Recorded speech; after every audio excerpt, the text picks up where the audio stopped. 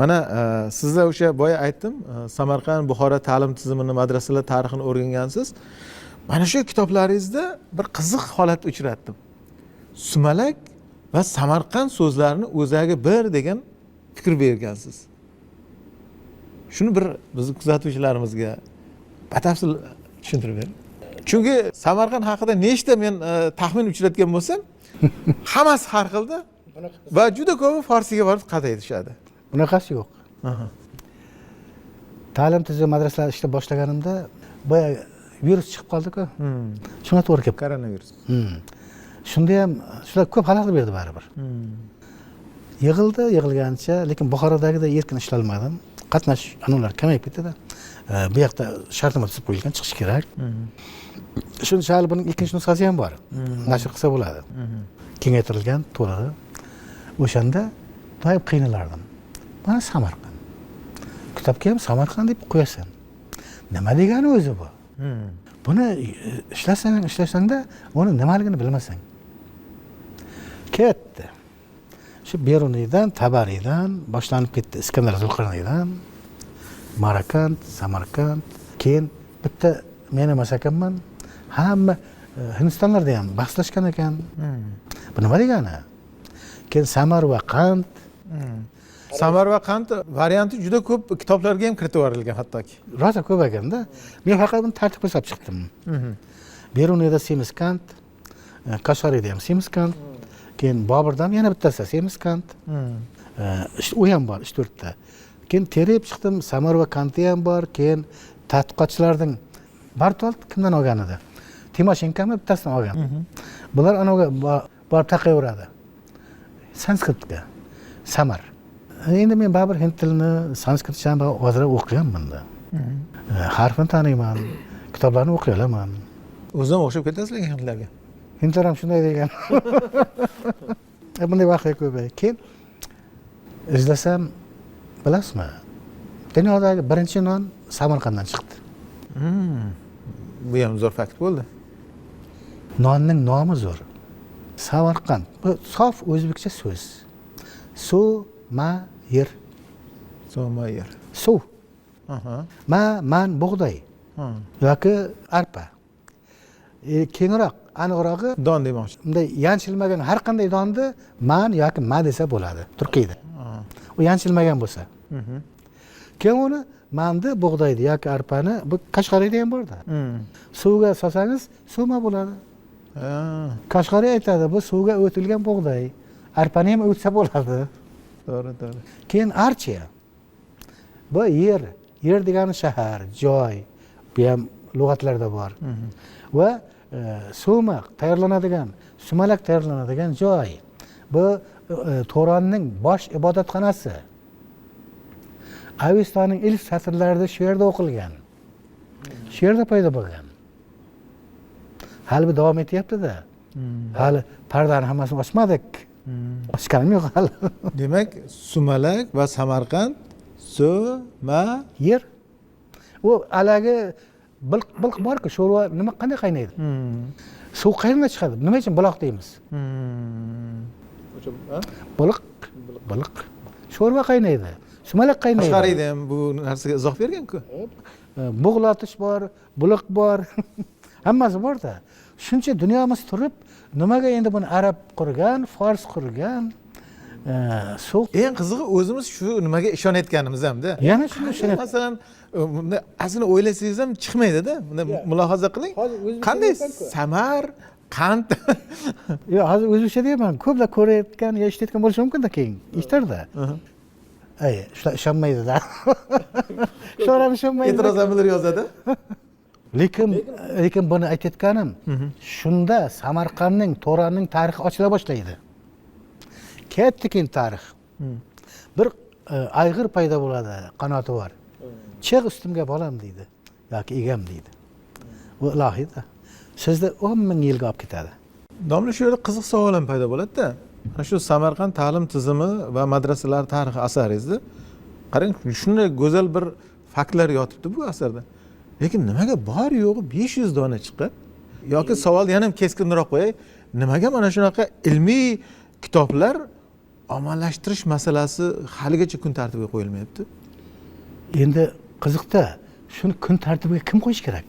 Kim qiladi shu ishni? Oydinlar albatta. Oydinlarni qo'llash narsa kelmaydi. Bularning ijtimoiy kuchi bormi? Oydinlar deganingiz olimlar bo'lsa, ziyolilar deymiz, ular hech qanday kuchi yo'q. Olimlar deylik, osongina. Ularda kuchi yo'q. Ularda huquqiy boshqaruv yo'q. Endi shunday kitoblar bor, masalan, hech kim o'qimaydi, lekin 10 mingta chiqdi. Ko'rdim. 50 mingta ham chiqib. 50 mingta chiqdi, ko'rdim. Keyin varaqladim. Mashhurot ko'rib qoldim. Vah deymanda. G'irt yo'q narsani kiritgan. Yana 100 mingta chiqarib qo'yibdi. Xo'p, men savolimga javob bering. Demak, ommalashtirish masalasini tushundim. Bu ilmiy asarlar faqat shu ilmiy doira uchun chiqariladimi? Yo'q. Ommalashtirish deganda bilasizlar, men faqat u nusxa haqida ham to'xtalmayapman-da.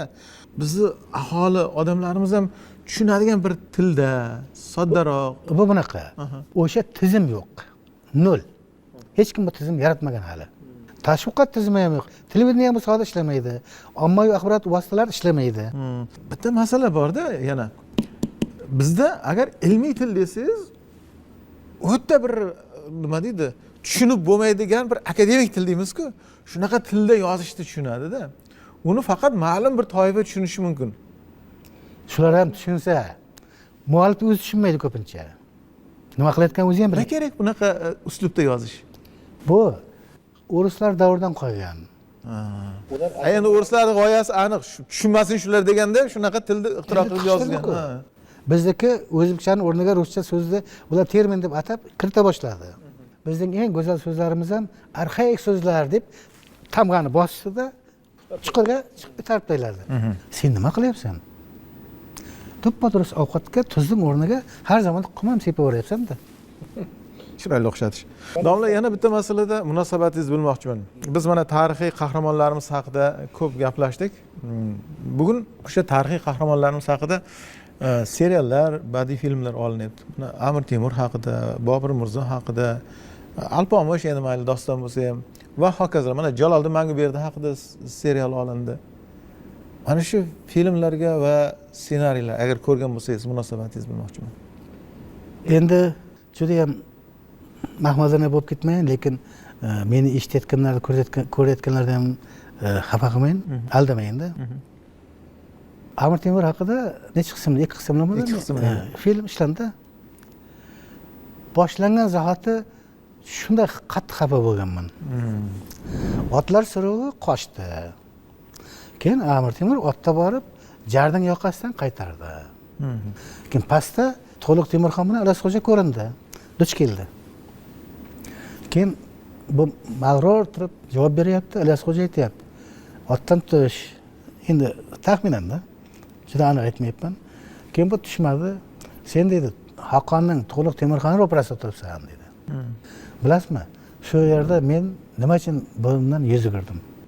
To'liq Temurxon va Amir Temur salkam tengdosh. Lekin filmda Amir Temur bir 20 yosh yigit, avval 70 yosh chol. Pak soqollar uzun, mana bunday qilib turibdi-da. Alasxo'ja Amir Temurning katta o'g'li qatori, Jahongir qatori. 1 yosh farq qilmasa 2 yosh. U Amir Temurdan katta. Qarib Temurdan. Men aytdim, bu bo'lmadi. Bu film emas. Keyin davomini ko'rmadingiz? Yo'q. To'g'ri ham ko'rmabsiz. Agar davomini ko'rganingizda yig'lardingiz. Bilasizmi nimaga? Hali Amir Temur tepadan bu dushmanga yongan nimani tashlagan endi, yonuvchi nimalar. Balon tashlagan, u balon bilinib turibdi-da. Lekin o'sha paytda bilasizmi, bu film uchun juda katta mablag' sarflangan. Keyin Amir Husaynni rasvo qilib ishlashgan. Qo'g'irchoq, bir jizzaki. U ham biz Alpomish deganda ko'kaman yoki ko'kaldoshlarni yomon ko'rmaymiz. Shu dunyolar bo'lmasa, u filmda ishlab nima qilasan? Majburlab ko'rsatasanmi? Hech kim qaramaydi. Shuncha narsani havoga sovurasanmi? Alpomish ham shuda. Alpomishga ham e'tirozingiz bor? Qani, eshitaylik. Tosh, mana shundan sal kattaroq tosh. Keyin unga alplar chiqib o'ynaydi. Akkalam, dukkalam deb.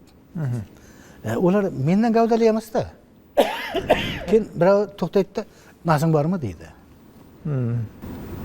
Bu o'ta sharmandalik.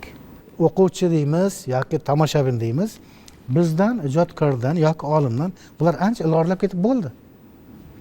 Ko'rmagan narsa ular. Amerikadan ko'ryapti, Amerika filmlaridan, Yevropadan. Mana karislar egallab bo'ldi bizda. Eng yomoni o'sha yosh avlod qalbini egallab bo'ldi ikkita serial bilan. Ha?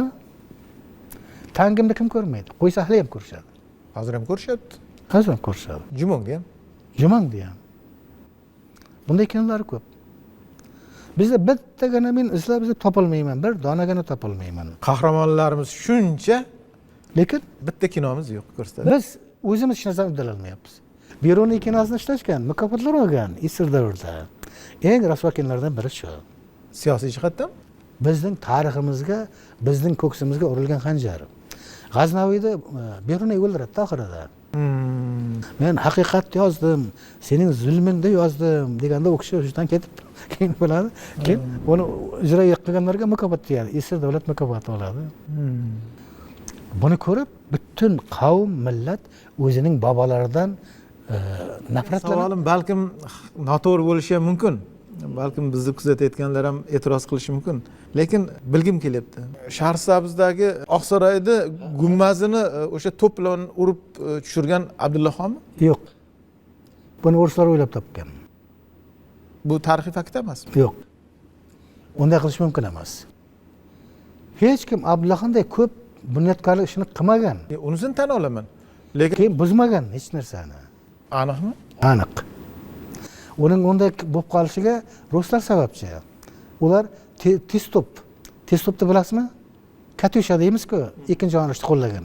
Shuning odam ko'tarib yuradigani bor. 2 taligi, 4 taligi. Ruslar Abramov general gubernator qo'shin yuborganda birinchi bular tez to'p bilan borgan. Katyusha bilan. Kim bizgilar hayron qolgan. Hech dushman yo'q.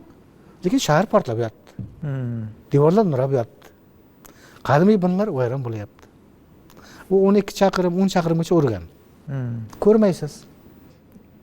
Siz demoqchisizki, Oqsaroyda peshtoqni qulashiga men endi bunga ishonmayman, chunki u peshtoqni vahimasi, u tez to'pni bitta ikkita nimasiga portlamasa kerak menimcha. Yo'q, nima deyapsiz? Bu bunaqa. Ubaydullaxon bor-ku. Ikkinchisi. Ashtarxonda. Shular shu paytgacha Oqsaroyga kelib, Shahrisabzga kelib, toj kiydirish marosimini o'tkazgan. Shu paytlarda ham bo'lgan. Bu 1700-1710-yillar orasini aytyapman. Shu paytlar Shahrisabzning ham hali gurkiragan payti edi. Uning vafotidan keyin buzilib boshlandi. Buning endi boshqacha bir katta tarixiy sabab bor. Voqealar juda katta. Tushunarli. Ipidan bittalab aytsak, u boshqa mavzu. Endi domla yana bir qiziq savol. Bugun yoshlarimizni tarixni o'rganishga qiziqishi juda sustlashib ketdi-da. Ularning tarixga qiziqishini uyg'otish uchun nima qilishimiz kerak? Hech bo'lmasa o'zimizni tariximizni qiziqishini uyg'otish uchun. Ta'lim tizimini to'g'ri yo'lga qo'yish kerak. O'zimizning usul ishlab chiqilishi kerak. 16-yilgacha bizda ta'lim sohasi ketdi. Faqat jaholatni qadarik. Maktablar ishlamadi. Hamma ommaviy dunyoga tarqalib ketdi. Qishloqlarda yigitlar, o'qituvchilar qolmadi. 8-sinf bolalarigacha, 7-sinf bolalarigacha Parkent bozori, Otchopar bozori Toshkentga kelib, tomning ustida yashirinib uxlab pul topardi. Juda yaxshi bizda maqol bor. Nimani eksang deydi, shuni o'rasan. Lekin shu 25 yilda odamlar diplom oldi. Pora, mana asosan pora ketdi. O'g'irlik ketdi. Qarang. Ekildimi? O'sha davrda diplom oldimi odamlar? O'qimay turib. Hozir kim? Direktordir. Yoki bir viloyatning bir narsasining boshlig'idir. O'qimagan-ku, maktabda ham o'qimagan-ku, lekin diplom bor. Endi uni surib chiqarib bo'lmaydi. Shuning uchun bu hozir e'tibor qilmayotgan avlod achinarli, lekin bosh fojia bizning o'zimizda. Bo'lmasam tarixga qiziqqan yoshlarga 3 ta asar tavsiya qilingchi. Qaysi asarlar tavsiya qilgan bo'lardingiz? hammasi ko'zimga yaxshi ko'rinib ketyapti. Shomiy, Natanziy, Yazdiy, Matlay Sadayn, Nizomul Mulkning siyosatnomasini ham. Yaxshi asar. Lekin Qoshg'ariysiz o'tib ketib bo'lmasa kerak. Hozir unga alohida qaytamiz. Tarixiy anavni aytyapmanda, Sharafnamai shohiy.